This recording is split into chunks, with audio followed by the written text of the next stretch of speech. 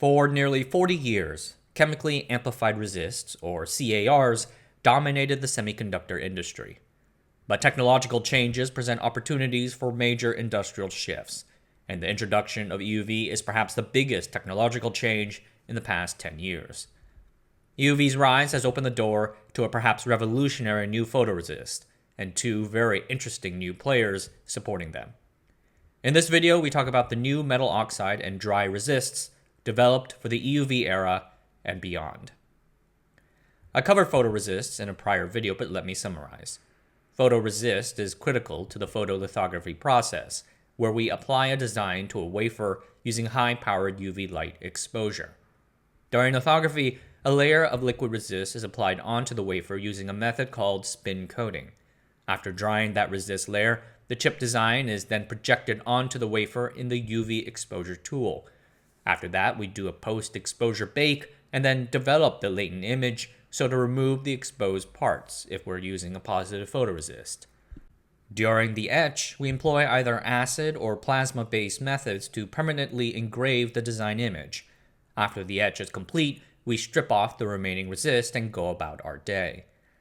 These photoresists are extremely delicate formulations, often custom mixed for the customer's desire, and they have to be pure. Mess-ups can be financially devastating.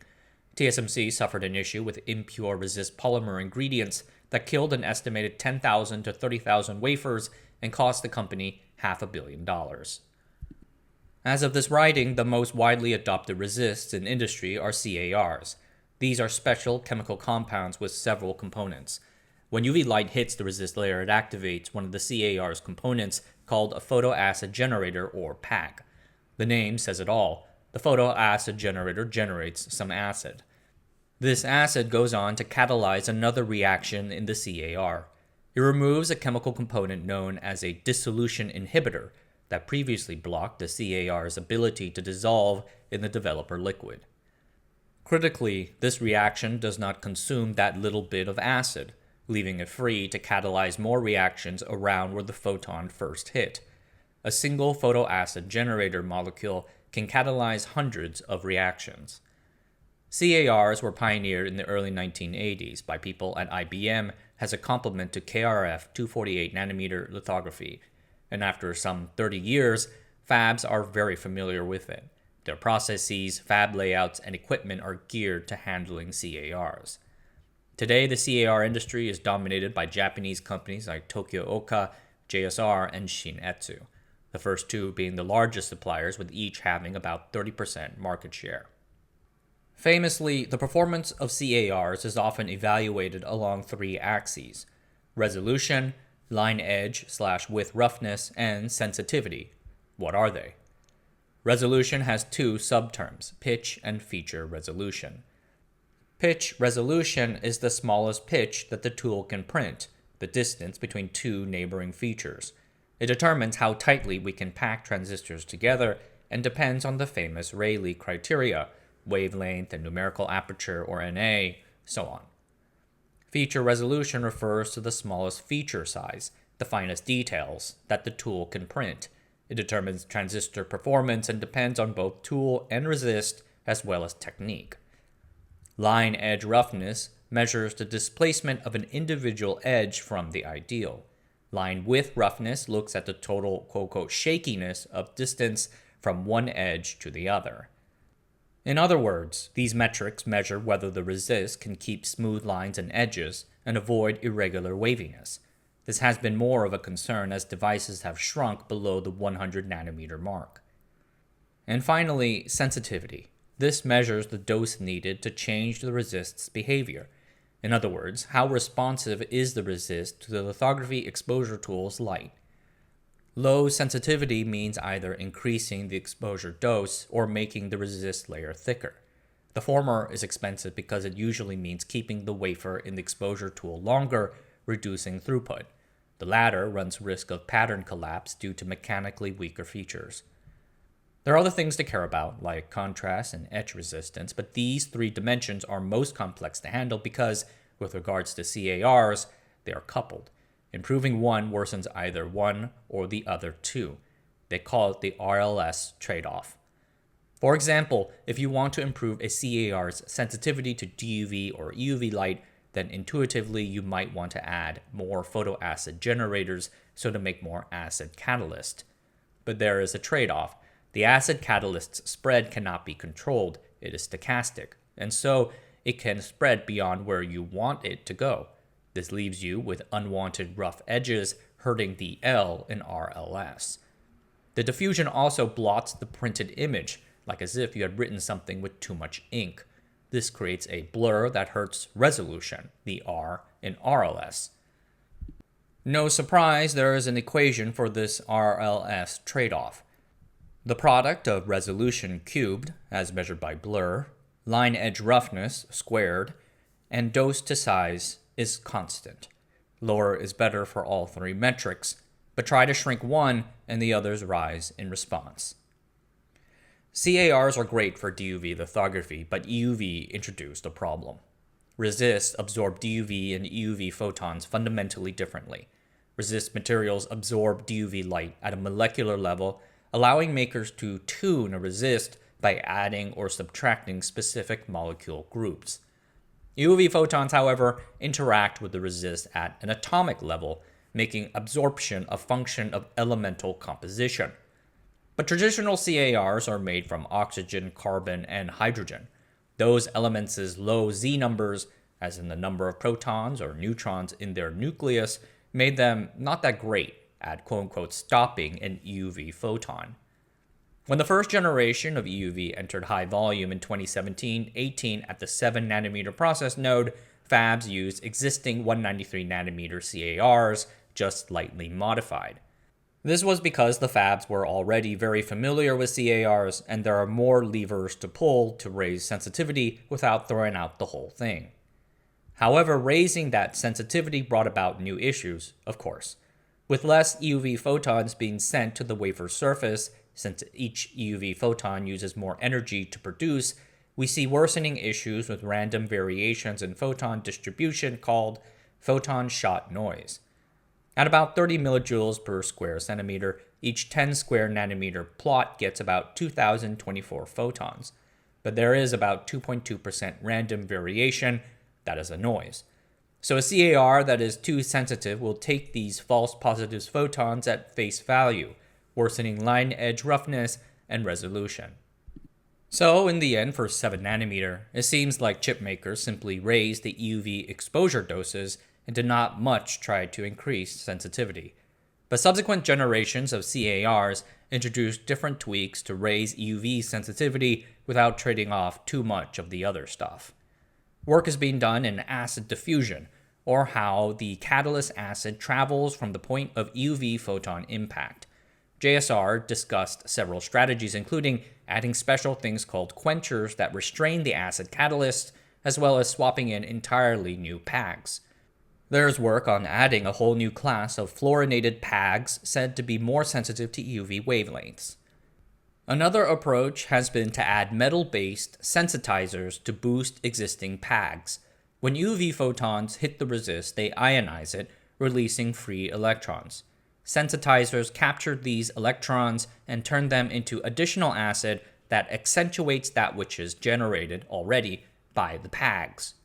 Yet another one that I must mention is the photosensitized chemically amplified resist, or PSCAR, developed by Tokyo Electron and JSR. It is like regular CAR, but has, among other things, an extra photosensitizer precursor, which I shall succinctly call the PP. The process also adds an extra post-exposure step. When EUV light hits the PSCAR and creates the acid catalyst, the acid burns down your PP, turning it into a photosensitizer. Then after EUV exposure, the whole wafer gets flooded with 365 nanometer UV light. This UV light causes the photosensitizer to activate more PAG, creating more acid at the spot of the EUV photon hit. I can go on and on. There is no limit to the things the CAR people are pulling out, like the PP. So right now it works. These modified EUV CARs have been widely adopted for the current generation of EUV, known as low NA EUV. But there remains concern that CARs will finally hit their limit. especially with the forthcoming insertion of ASML's next generation EUV lithography machine, which raises the numerical aperture, or NA, high NA EUV. Higher NAs let you project patterns of even higher resolutions, which should translate to even smaller features. That's nice, however, you do not get this benefit for free. Raising the NA not only means making the mirrors bigger and heavier, it also means a thinner depth of focus. The depth of focus is the vertical distance at which the image quality is still acceptable, the range in which the chip design's image remains in focus. So you want that depth of focus to be deep. Depth of focus is inversely proportional to the square of the numerical aperture, so raising the NA causes the depth of focus to quadratically shrink. This is a problem because when we image the wafer, we're imaging through the whole resist layer. A layer that is thicker than the machine's depth of focus risks having features that print well at one depth but are quote-unquote fuzzy, out of focus, in another depth. Ergo, higher NA means a thinner depth of focus, which means a thinner resist layer. And considering their already weak sensitivities to EUV light, such a thin CAR layer raises concerns. Can the layer properly resolve the image? Can it sufficiently resist the etch? Of course, there are always possible mitigations. The fab might deposit a thin nitride or metal hard mask over the silicon substrate but under the resist layer. You do a pre-etch into the hard mask, strip off the photoresist, and then do the real etch into the silicon with the hard mask. I tell you, the semiconductor industry is endlessly innovative. But there is another, more serious concern with high NA EUV's impending insertion into the semiconductor chain. With low NA EUV, CARs retain a lot of their advantages because the machine did not often print at its resolution limits, which is probably around 28 nanometers pitch. But that changes with high NA EUV, which is expected to go below the 20 nanometers pitch regularly. At those dimensions, we start seeing serious molecular and mechanical concerns with CARs that can affect resolution and line edge/width roughness. Molecularly, CARs are just big. They're polymer-based, chains of resist molecules repeating over and over. This makes them quite chonk, about 3 to 5 nanometers in size, and that leaves behind some rough edges, especially when we are patterning at under 20 nanometers. Mechanical concerns involve something called pattern collapse. This means exactly what the name says. Right after exiting the exposure tool, the pattern resist layer is delicate. It still needs to be baked and developed before going to etch, and that often involves rinsing the wafer with liquid developer. After development, we do a cleansing rinse and then dry, but often water or other liquids remain between the pattern lines. Liquid surface tension and other mechanical stresses create capillary forces that can deform the delicate pattern lines and even make them fall over. There are ways to try and deal with this, adding surfactants to the rinsing liquids or using supercritical carbon dioxide for drying. They can work, but themselves introduce risk of swelling or shrinking the features. Another concern is substrate delamination, where the whole resist layer peels off the wafer. This is mostly because of poor adhesion to the wafer surface, but can also be caused by mechanical stress due to these liquid surface tension forces. It is hard to say that any of these concerns are game-breaking, but they have certainly opened the door for several new resist platforms, the most intriguing of which are the metal oxide resists. Unlike CARs, these resists directly change when hit by an EUV photon. There are no complicated compounds, nor are there any chemical amplification effects. At their core, these are metal oxides, zinc or tin oxide, attached to an organic molecule. With a higher Z number, these metals are 4 to 5 times more sensitive to EUV photons than the CAR's organics. These are also far simpler chemicals. Unlike CARs, they are molecular rather than polymeric. Being smaller implies improvements on resolution and line roughness, as we talked about earlier.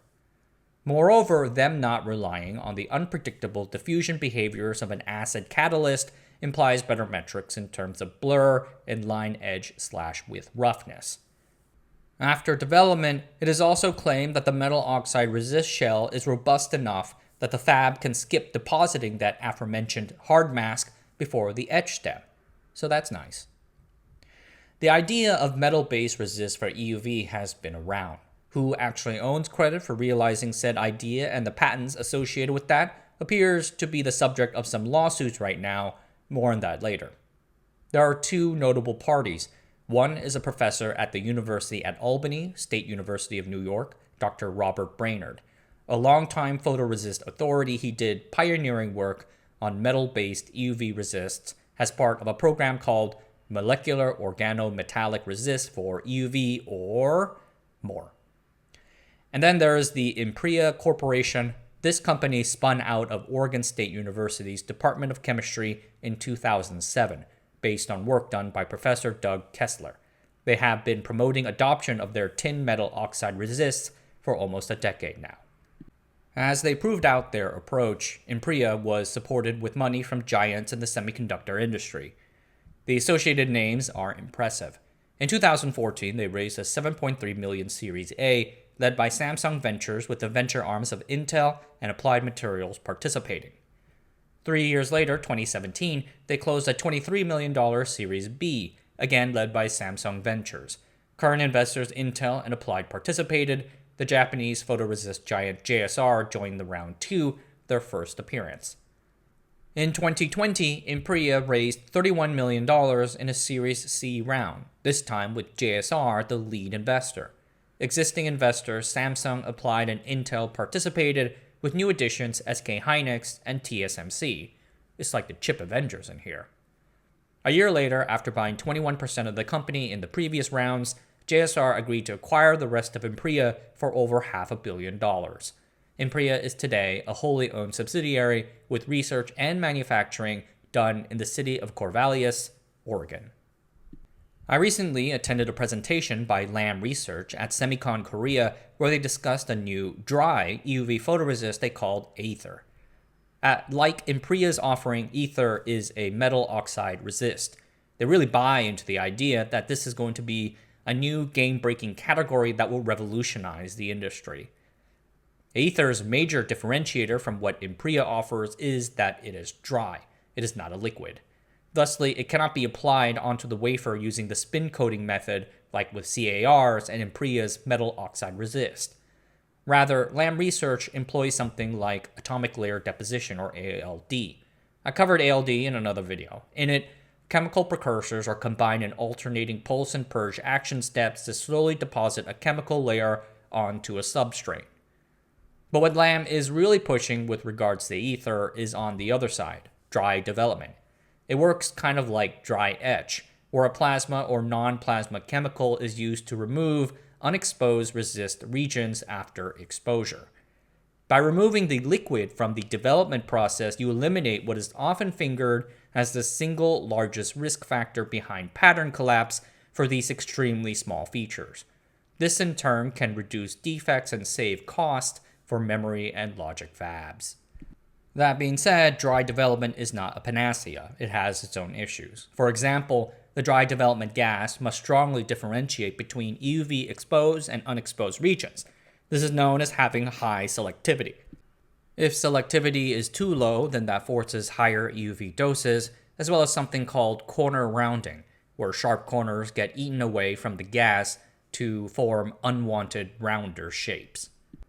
Lam Research did not much mention such downsides, though there was a slide discussing the use of an ion beam post-exposure treatment meant to smooth out the resist pattern and reduce EUV dose. It kind of reminds me of the PP and the UV floodlight post-treatment, and I think that post-treatment thing is a real trend. One cannot help but notice the similarity between what Impria and Lam are doing. In October 2022, Impria filed a patent infringement lawsuit against Lam Research, claiming that Lam's dry resist products violate 3 of their patents. To resolve this, Impria demanded a trial by combat and chose the Mountain to represent them. Just kidding, they're asking for a jury trial. Boring. But then in January 2024, the battle was complicated by another lawsuit filed by the State University of New York, SUNY, against Impria and JSR. SUNY claimed that their aforementioned professor, Dr. Robert Brainerd, originally invented the metal oxide resist concept back in 2011, and that Impria wrongly incorporated and patented that prior work during a 2014 collaboration. SUNY wanted a restraining order to keep Impriya from using or transferring out the contested patents, but the court denied that request. Lam Research then asked the court to put the Impriya lawsuit on pause while the courts determine who actually truly owns the metal oxide resist concept. Both lawsuits remain outstanding as of this writing. These new resists offer new benefits, and nice benefits, I agree, but it is also clear that if fabs want to get the best out of metal oxide resists, then they would have to do a lot of retooling, particularly with the coder developer systems that apply and develop the resist. Chipmakers have anywhere from 50 to 60 EUV machines in their fabs. There are also concerns about metal contamination. Metals are nasty for fabs because they can create surface anomalies on silicon wafers, degrade the transistor gate oxide's integrity, increasing leakage, or diffuse into the silicon and trap free electrons. Dealing with these concerns remains one of the major issues that IMEC tackled when Impriya started working with them in 2014. IMEC ran some experiments testing for contamination on wafer backsides of coated and uncoated wafers. Despite results showing low to none contamination, concerns remain. Before we end, I want to thank an anonymous Patreon for sending me Lam Research's press releases of this dry resist. The cost of adopting metal oxide resist are substantial, so ultimately, Impriya and Lam Research are hoping that the resist products can save enough money on several fronts to compel the fabs to get off their butts and make those substantial investments. Lam, for their part, is dangling the potential cost savings from reducing defects, cutting EUV exposure costs, and even consolidating several multi-patenting passes into one, as well as the challenges of the major forthcoming change of high-NA EUV insertion. But the CAR industry has been around for nearly 40 years, and they are not shuffling off the EUV stage with a whimper. They're doing some intense work to carve out a new future for CARs, even in the high-NA EUV era. I look forward to see which ends up winning. Alright everyone, that's it for tonight. Thanks for watching. Subscribe to the channel, sign up for the Patreon, and I'll see you guys next time.